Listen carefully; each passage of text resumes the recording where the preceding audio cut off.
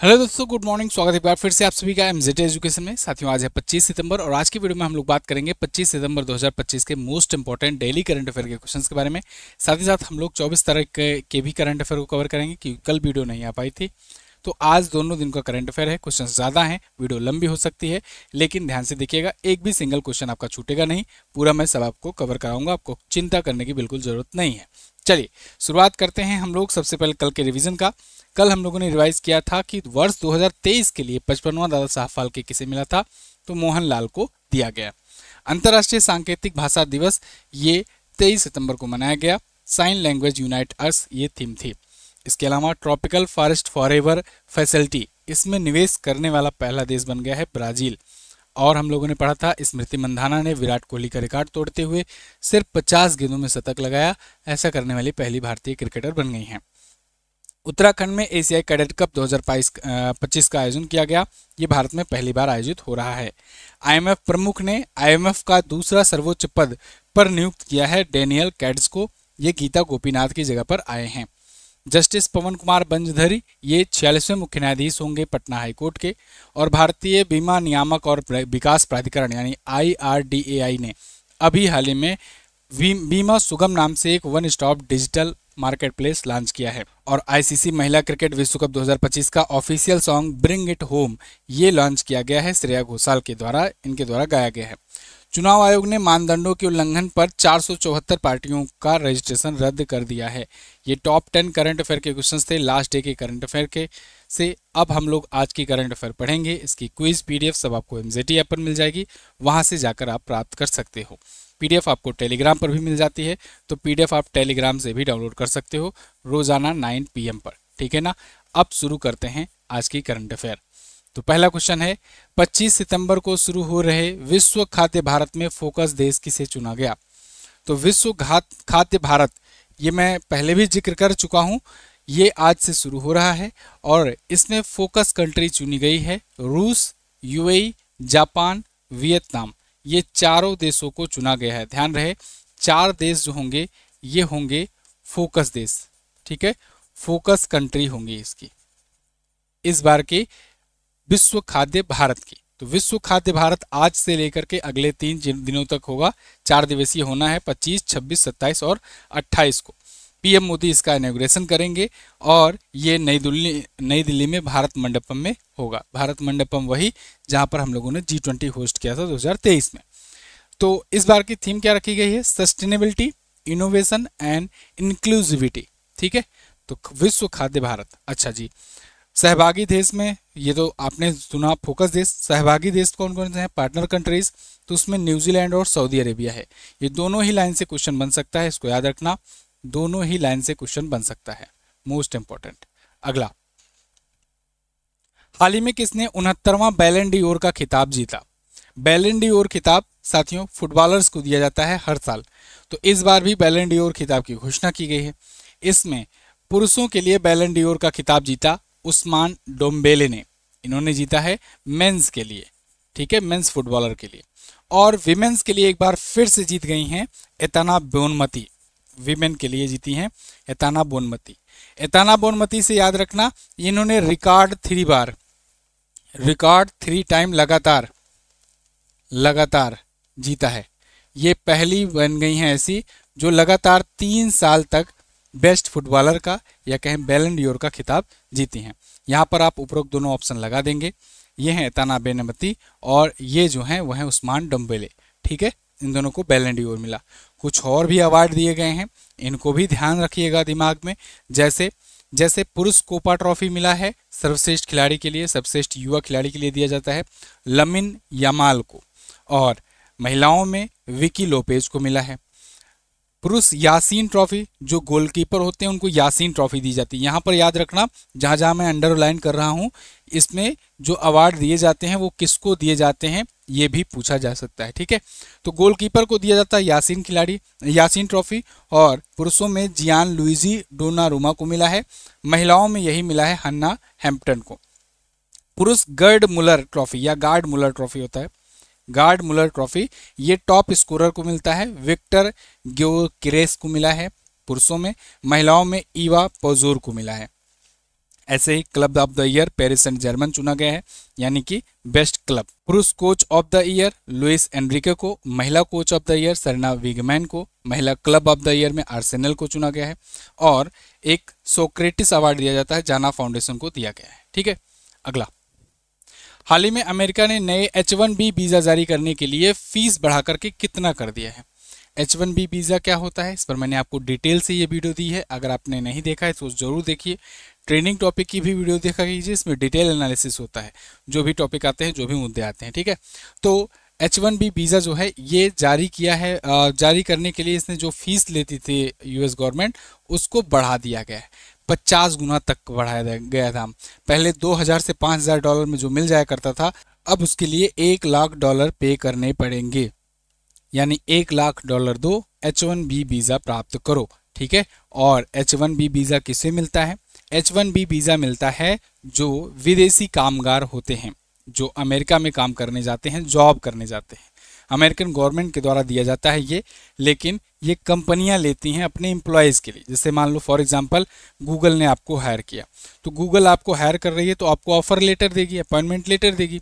वो जो appointment letter देगी तो आप वो लेकर के जाओगे अमेरिका में, तो अमेरिका जाने के लिए वीज़ा चाहिए। अब एम्बेसी में जाओगे वीज़ा मांगने, तो फिर वो पूछेगा कि भाई आपके पास H1B वीज़ा कहाँ है, तो आप अपॉइंटमेंट लेटर दिखाओगे, तो वो अपॉइंटमेंट लेटर के साथ साथ में वो H1B वीज़ा के लिए भी आपके लिए अप्लाई करवाएगी कंपनी, और फिर उसकी फ़ीस वगैरह भर करके वो आपके लिए H1B वीज़ा लेगी, जिससे उसके भी रिकॉर्ड में रहे कि इस कंपनी के तो थ्रू इतने H1B वीज़ा जारी करवाए गए हैं, और देश का भी रिकॉर्ड रहे और व्यक्ति का भी रिकॉर्ड रहे कि आप इस कंपनी में काम करने के लिए गए हो। खैर, तो भारतीय अभी तक जो होता था ना, अमेरिका द्वारा हर साल लगभग 65,000 के आसपास जारी किए जाते थे, उनमें सबसे ज़्यादा भारतीय होते थे, लगभग 71% भारतीयों का दबदबा रहता था, भारतीयों के लिए H1B वीज़ा जारी किया जाता था।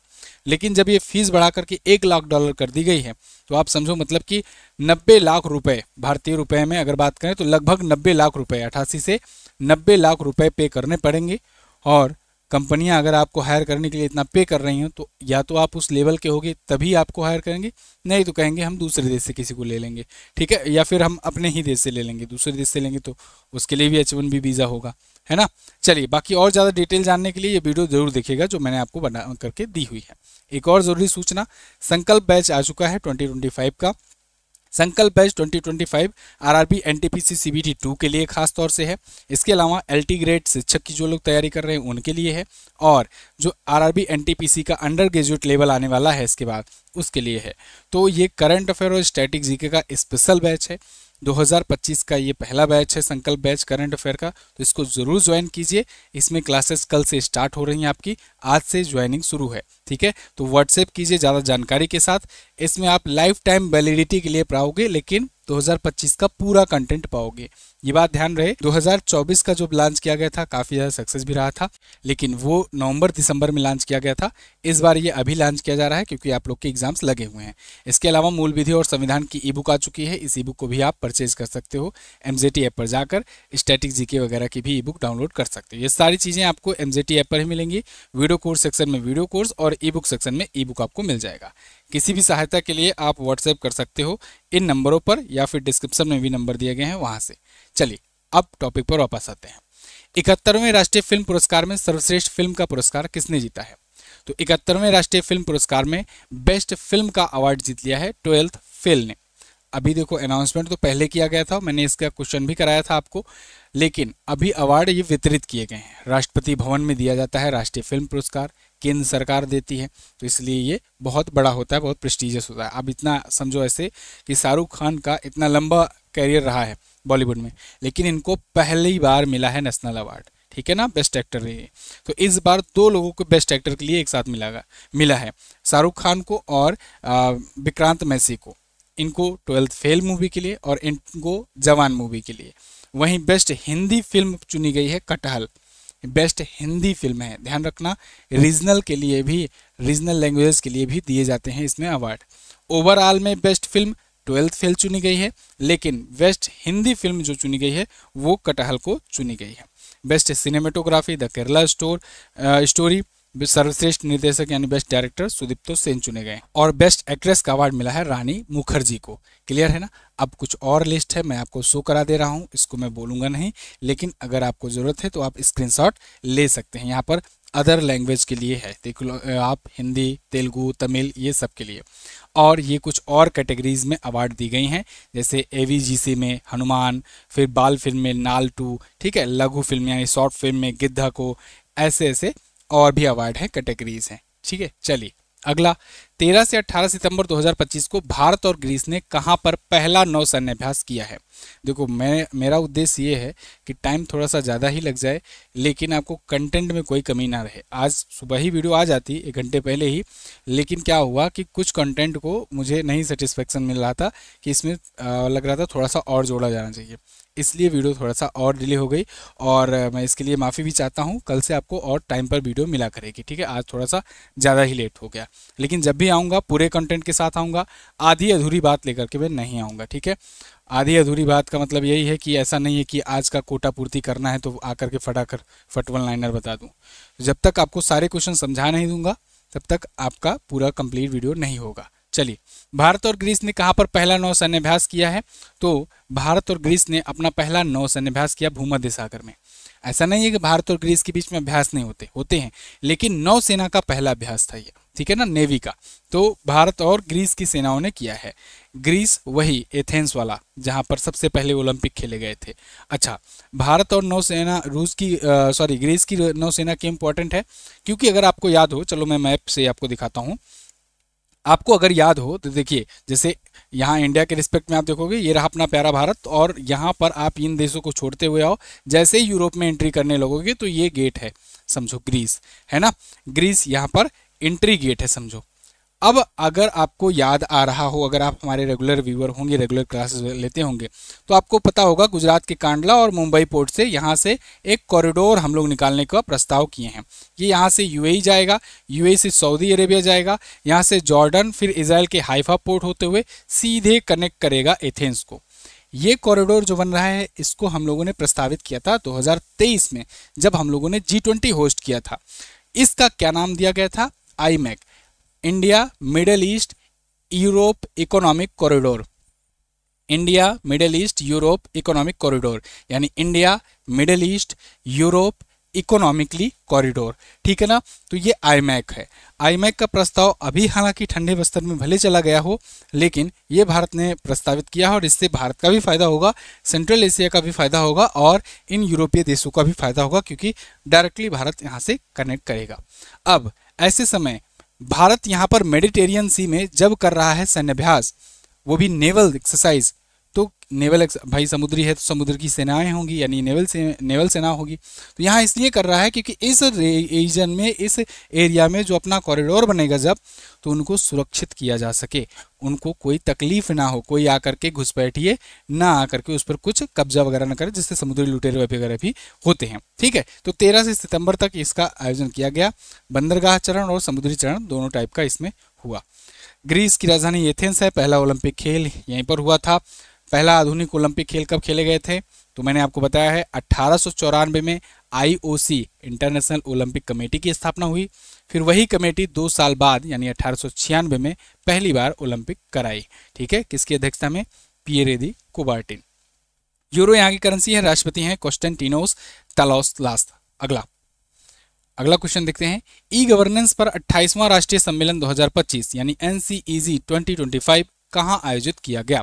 तो 28वां राष्ट्रीय सम्मेलन, और वो भी किस पर? ई गवर्नेंस पर। यह आयोजित किया गया है विशाखापत्तनम में। कहाँ पर जी? विशाखापत्तनम में इसका आयोजन किया गया हुआ है। आंध्र प्रदेश के CM चंद्रमोहन नायडू जी और केंद्रीय मंत्री जितेंद्र सिंह जी ने इसका उद्घाटन किया है। 22 और 23 सितंबर को आयोजित किया गया। विकसित भारत, सिविल सेवा और डिजिटल परिवर्तन, इस थीम के साथ आयोजन किया गया है। तो ई गवर्नेंस पर था, 28वां संस्करण था, राष्ट्रीय सम्मेलन था। अगला, हाल ही में किस देश के तटों पर सुपर टाइफून रगासा टकराया? सुपर टाइफून रगासा ये अभी फिलीपींस के तटों पर टकराया है। फिलीपींस के तटों पर। अब फिलीपींस कहाँ पर है? देखो, इससे वैसे तो कहा जा रहा है कि 2 मिलियन से ज़्यादा लोग प्रभावित हुए हैं। चाइना, ताइवान, इन सब के मतलब वो रीजन ही ऐसा है इस एरिया में जो दोनों तरफ आपका तबाही मचा रहा है। खैर, ताइवान, वियतनाम, चीन, फिलीपींस सब इससे प्रभावित हैं और फिलीपींस में सबसे ज़्यादा ये मचा रहा है कोहराम। तो फिलीपींस कहाँ पर है देखते हैं वर्ल्ड मैप में। तो देखिए, जैसे वर्ल्ड मैप में ये रहा अपना प्यारा भारत, तो यहाँ से आप आओगे दक्षिण पूर्व एशिया में, यहाँ पर आपको ये देखिए म्यांमार, थाईलैंड, कंबोडिया, वियतनाम पार करोगे तो ये मिलेगा आपको एक देश फिलीपींस। चलिए, भारत के रिस्पेक्ट में बहुत ही खूबसूरत देश है क्योंकि भारत से अच्छी डील करता है। भारत ने सबसे पहला ब्रह्मोस किसे बेचा? फिलीपींस को। ब्रह्मोस मिसाइल याद है, तो सबसे पहली बार ब्रह्मोस की डील हुई है फिलीपींस से। फिलीपींस से चाइना की दिक्कत भी है, तो दुश्मन का दुश्मन दुश्मन का दोस्त, ठीक है ना। तो यही वाला फॉर्मूला यहाँ पर भी लगता है, यानी कि फिलीपींस का इंडिया से अच्छे रिलेशन है। खैर, फिलीपींस के तटों से, ताइवान के तटों से और चाइना के कुछ तटों से टकराया है ये तूफान जो आया हुआ है। ओके, इस तूफान का नाम है क्या? इस तूफान का नाम है रगासा, टाइफून रगासा। चलिए, तो फिलीपींस की राजधानी मनीला होती है और मनीला में किसका हेडक्वार्टर है भाई? मनीला फिलीपींस में किसका हेडक्वार्टर है? एडीबी का, एशियन डेवलपमेंट बैंक का। राष्ट्रपति हैं बोंगबोंग मार्कोस। मुद्रा फिलीपीनी पेसो, फिलीपीनी पेसो। अगला, महाराष्ट्र के अहमदनगर रेलवे स्टेशन का नाम बदलकर क्या रखा गया? तो महाराष्ट्र के अहमदनगर रेलवे स्टेशन का नाम अब होगा अहिल्या नगर। अभी कुछ दिन पहले जिले का नाम बदला गया था और अब स्टेशन का नाम बदला दिया गया है, ठीक है ना। केंद्र ने अप्रूवल दिया और उसके बाद स्टेशन को रीनेम कर दिया गया है। हालांकि स्टेशन कोड वही रहेगा, स्टेशन कोड ANG था और वही रहेगा ये अभी फिलहाल के लिए। तो देवी अहिल्याबाई होलकर के सम्मान में इसका नाम अहिल्यानगर कर दिया गया है इस रेलवे स्टेशन का, ठीक है, जो कि अहमदनगर रेलवे स्टेशन हुआ करता था। जिले का नाम 2025 की शुरुआत में ही अहिल्यानगर किया गया था। अगला, पीएम मोदी ने किस पूर्वोत्तर राज्य में 5100 करोड़ की बुनियादी ढांचा परियोजना का शुभारंभ किया है? तो पीएम मोदी ने अभी हाल ही में अरुणाचल प्रदेश में, जो कि पूर्वोत्तर जिला है, यहाँ पूर्वोत्तर राज्य है, यहाँ पर 5100 करोड़ रुपए की जो बेसिक इंफ्रास्ट्रक्चर डेवलपमेंट वाली परियोजनाएं हैं उनका उद्घाटन किया है। आप यहाँ पर ये देख सकते हो, श्री नरेंद्र मोदी जी इन्होंने खूब बढ़िया से इसका उद्घाटन किया है। अब इन्होंने 22 सितंबर को उद्घाटन किया और सबसे पहले शुरुआत की अरुणाचल प्रदेश से। इंपॉर्टेंट और इंटरेस्टिंग बात यह है, इन्होंने GST रिफॉर्म को बात करते हुए क्या स्पीच दिया था कि सूर्योदय होते ही सबसे पहले आपको एक नई सुबह दिखेगी, GST पर भारी छूट होती हुई नजर आएगी। सूर्योदय सबसे पहले कहाँ पर होता है? अरुणाचल प्रदेश में। अरुणाचल प्रदेश में पहली बार सबसे पहले सूर्य निकलता है। ध्यान रहे, ये क्वेश्चन पूछा गया है। सबसे पहले सूर्य कहाँ निकलेगा भाई? जो पूर्व से निकलता है, तो जो सबसे पूर्वी राज्य है वहीं पर निकलेगा, तो अरुणाचल प्रदेश। ये क्वेश्चन बना हुआ है। तो खैर, जल विद्युत, सड़क, स्वास्थ्य, अग्नि सुरक्षा, तवांग कन्वेंशन सेंटर, ये सब बनाए जाएंगे इन परियोजनाओं के तहत। और 22 सितंबर को ये अनाउंसमेंट इन्होंने किया, ये उद्घाटन किया और 22 सितंबर से ही आपको पता है GST 2.0 की दरें लागू हो रही हैं, जिसके तहत 2 टैक्स स्लैब हटा दिए गए हैं। कौन कौन सा? 12% और 28%, ये 2 टैक्स स्लैब हटा दिए गए हैं। और अब कौन कौन से टैक्स स्लैब रहेंगे? अब केवल 5% और 18% टैक्स स्लैब रहेंगे, ठीक है। चलिए, बाकी 0% और 40% भी रहेगा। डिजिटल नवाचार श्रेणी में किस ग्राम पंचायत ने राष्ट्रीय ई-गवर्नेंस पुरस्कार 2025 में गोल्ड जीता है? तो पहली बार डिजिटल नवाचार या डिजिटल इनोवेशन की कैटेगरी में राष्ट्रीय ई-गवर्नेंस पुरस्कार दिया जा रहा है और इस नेशनल ई-गवर्नेंस पुरस्कार में पुरस्कार जीता है रोहिणी ग्राम पंचायत ने। रोहिणी ग्राम पंचायत इससे पहले भी अवार्ड्स वगैरह जीत चुकी है ग्राम पंचायतों की। तो राष्ट्रीय ई-गवर्नेंस पुरस्कार भी 2025 का इसमें गोल्ड दिया गया इसे, ठीक है ना, गोल्ड दिया गया है इसे, यहाँ पर मैं ऐसे लिख दे रहा हूँ। और सिल्वर दिया गया है वेस्ट मजलिसपुर ग्राम पंचायत को, ठीक है, इसको दिया गया है सिल्वर अवार्ड, जो कि है त्रिपुरा का। इसके अलावा पलसाना को और सुआकाली ग्राम पंचायत, इन दोनों को मिला हुआ है जूरी अवार्ड, ठीक है, जूरी अवार्ड इसको मिला हुआ है। तो गोल्ड पूछा गया है, तो गोल्ड में आप बताएंगे रोहिणी ग्राम पंचायत को। आप ये आर्टिकल देख सकते हैं, 4 gram panchayat win national e governance award for the digital services delivery. तो 4 ग्राम पंचायतों को अवार्ड मिले हुए हैं, ठीक है। 10 लाख की नगद राशि प्लस ट्रॉफी प्लस सर्टिफिकेट दिया गया है गोल्ड विजेता को। तो महाराष्ट्र में ये पूरी तरीके से कागज रहित ई ऑफिस प्रणाली अपनाने वाले पहली ग्राम पंचायत बन गई है। ध्यान रहे, ये पेपरलेस है पहली, लेकिन महाराष्ट्र की पहली। ओवरऑल देश की नहीं। देश की जब भी बात आती है पेपरलेस या डिजिटल या ई गवर्नेंस, ये सब में आप केरल पहुंच जाया करना, ठीक है ना। पोल्लमपारा ग्राम पंचायत वो भारत की पहली है। तो सिल्वर जूरी मैंने आपको बताया ही। अगला, भारत ब्रिटेन मुक्त व्यापार समझौते में अहम भूमिका निभाने के लिए ब्रिटेन के किस प्रधानमंत्री या पूर्व प्रधानमंत्री को लिविंग ब्रिज सम्मान से सम्मानित किया गया? तो लिविंग ब्रिज सम्मान मिला है अभी हाल ही में कीर स्टारमर को। कीर स्टारमर जो हैं ये वर्तमान में पीएम है ब्रिटेन के, ठीक है ना। ब्रिटेन के वर्तमान पीएम है। आपको कंफ्यूज करने के लिए यहाँ वर्तमान और पूर्व प्रधानमंत्री दोनों के बारे में पूछा गया है कि किसे दिया गया, तो इनको मिला है। अच्छा, ये किस लिए मिला है? भारत ब्रिटेन मुक्त व्यापार समझौते में अहम भूमिका निभाने के लिए। हालांकि इसमें यह कहना बिल्कुल सही नहीं होगा कि केवल इन्हीं की मुख्य भूमिका रही थी। इनसे पहले के जो प्रधानमंत्री थे उन्होंने भी अपने अपने स्तर पर आगे चीज़ों को बढ़ाया था प्रकरण, क्योंकि भारत 2020-21 से ही चाह रहा था इससे मुक्त व्यापार समझौता हो जाए और ब्रिटेन भी चाह रहा था, ठीक है। मुक्त व्यापार समझौता मतलब फ्री ट्रेड एग्रीमेंट है ना। जो ट्रंप चाचा ट्रेड टैरिफ लगा रहे हैं ना, उसी को फ्री करने वाला एग्रीमेंट है। मतलब भारत के सामान वहां पर जाएंगे तो फिर वहां पर कोई भी टैरिफ नहीं लगेगा, और ऐसे ही ब्रिटेन के सामान यहाँ पर आएंगे तो यहाँ पर भी लगभग ना के बराबर टैरिफ लगेगा। इस पर मैंने आपको वीडियो दी हुई है ऑलरेडी कि भारत और ब्रिटेन के बीच में FTA साइन हो चुका है और अब प्रॉपरली दोनों के बीच में व्यापार खूब अच्छे से बढ़ता जा रहा है, और दोनों ने लक्ष्य भी रखा है कि जल्द ही $30 बिलियन तक का ट्रेड करेंगे अपना। खैर, ये लिविंग ब्रिज अवार्ड इसीलिए इनको दिया गया है। किसको? कीर स्टारमर जो वर्तमान प्रधानमंत्री हैं। ये इंडिया बिजनेस ग्रुप के द्वारा दिया गया है। इसके अलावा कुछ और भी अवार्ड दिए गए, जैसे GMR ग्रुप को, GP हिंदुजा को, साउथहैम्पटन यूनिवर्सिटी को, बीना मेहता को, इन सबको भी अवार्ड्स दिए गए इस समारोह में, ठीक है। अगला, हाल ही में एनवीडिया कंपनी ने किस AI कंपनी में $100 बिलियन का इन्वेस्टमेंट करने की घोषणा की है? $100 अरब ये इन्वेस्टमेंट किया जाएगा एनवीडिया कंपनी के द्वारा। कहाँ पर? ओपन AI में। सोचो, ओपन AI ये वही कंपनी है जिसने बनाई है चैट जीपीटी। तो चैट जीपीटी वाली कंपनी में एनवीडिया करेगी इन्वेस्टमेंट $100 बिलियन का। एनवीडिया क्या है? एनवीडिया कंपनी है जो GPU वगैरह बनाती है। जो आप सुनते हो ना लैपटॉप वगैरह में ग्राफिक कार्ड लगा हुआ है, तो उसमें आप देखोगे जब उसको रन कराते होगे तो एनवीडिया लिख करके ही आता होगा। एनवीडिया वही कंपनी है। अभी रिसेंटली ये टॉप पर भी पहुंच गई थी, एक बार तो एप्पल को भी इसने पीछे कर दिया था। खैर, इसने कहा है कि अब ये ओपन AI में $100 बिलियन का इन्वेस्टमेंट करेंगी, जिससे वहाँ का पर 10 गीगावाट का एनवीडिया GPU इस्टेब्लिश किया जाएगा और नेटवर्किंग टेक्निक में भी उसकी हेल्प करेगा, जिससे ओपन AI और ज़्यादा मजबूत हो पाएगा और चैट जीपीटी को और कोडेक्स को और ज़्यादा मजबूत और ज़्यादा एफिशिएंसी वाला बना पाएगा, ठीक है। क्योंकि इनकी टक्कर है XAI से। XAI एलन मस्क की जो कंपनी है, X यानी ट्विटर जिसे कहते थे, वो अच्छे से तेजी से बढ़ रहा है। इसके अलावा इनका कंपटीशन और कौन सा है? जेमिनी आप जानते हो, जेमिनी या जेमिनाई।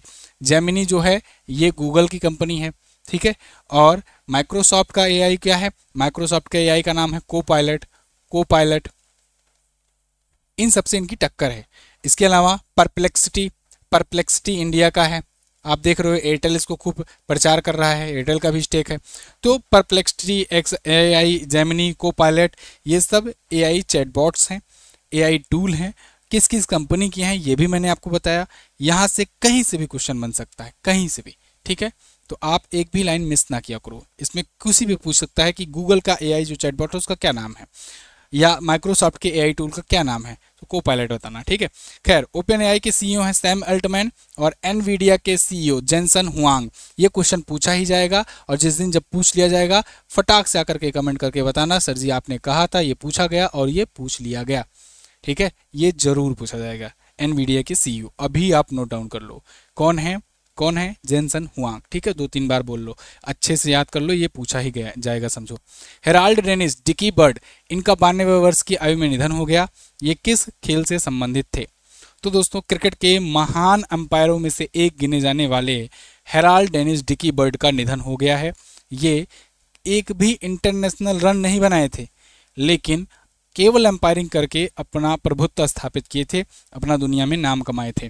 खैर, 3 विश्व कप फाइनल में अंपायरिंग करने का रिकॉर्ड इनके नाम था। इसके अलावा क्रिकेट के इतिहास में सबसे पॉपुलर और सबसे लोकप्रिय अंपायर माने जाते थे। इन्हीं के जिस दिन इनका लास्ट मैच था, मतलब लास्ट मैच में अंपायरिंग कर रहे थे, उस मैच में जानते हो 1996 में इनका लास्ट था, करियर का लास्ट वो था, यहाँ पर नहीं लिखा गया है, चलिए। तो 1996 में लास्ट अंपायरिंग कर रहे थे। उस मैच में ही सबसे पहले राहुल द्रविड़ और सौरभ गांगुली अपना पहला मैच खेल रहे थे, यानी कि डेब्यू कर रहे थे। सोचो, जब सौरभ गांगुली और राहुल द्रविड़ का डेब्यू हो रहा था, तब उसी दिन उसी मैच में इनका रिटायरमेंट था। एक नया युग का शुरुआत, एक पुराने युग का अंत हो रहा था। अगला तो हो गया। चलिए, तो ये क्वेश्चंस थे 2 दिनों के। कुछ क्वेश्चन और छूटे हुए हैं, उनको कल मैं कवर करा दूंगा। आप बिल्कुल परेशान मत होइए, आपका सिंगल क्वेश्चन भी छूटेगा नहीं, ठीक है ना। पीडीएफ आप डाउनलोड कर सकते हो टेलीग्राम से, रात को 9 बजे आपको मिल जाएगी। कल मैंने आपसे क्वेश्चन पूछा था वियतनाम की मुद्रा, तो वो है डोंग। इसके अलावा विश्व अल्जाइमर दिवस की इस बार की थीम, तो आस्क अबाउट डेमेंशिया। आज आपको क्या बताना है? आज बताना है कि वर्ष 2022 के लिए 54वां दादा साहब फाल्के पुरस्कार किसे दिया गया। ऑप्शंस को ध्यान से देखिए, इसमें सभी विजेताओं के नाम हैं। ये किस किस वर्ष ये दादा साहब फाल्के अवार्ड जीते थे, कौन कौन सा संस्करण जीते थे, ये आप कमेंट करके बताइए। नवंबर 2025 में COP30 की मेजबानी कौन सा देश करने जा रहा है। दोनों क्वेश्चंस के बारे में आपको जो भी पता हो डिटेल से जरूर आंसर करना। थैंक यू सो मच यहाँ तक वीडियो देखने के लिए। और जीएस सफलता 4.0 बैच ज्वाइन कीजिए, संकल्प बैच ज्वाइन कीजिए 2025 का। लिंक डिस्क्रिप्शन में सबका दिया गया है। नवरात्रि ऑफर चल रहा है, अभी सेल के तहत आप डिस्काउंट भी प्राप्त कर सकते हो। Thank you so much. जय हिंद, वंदे मातरम।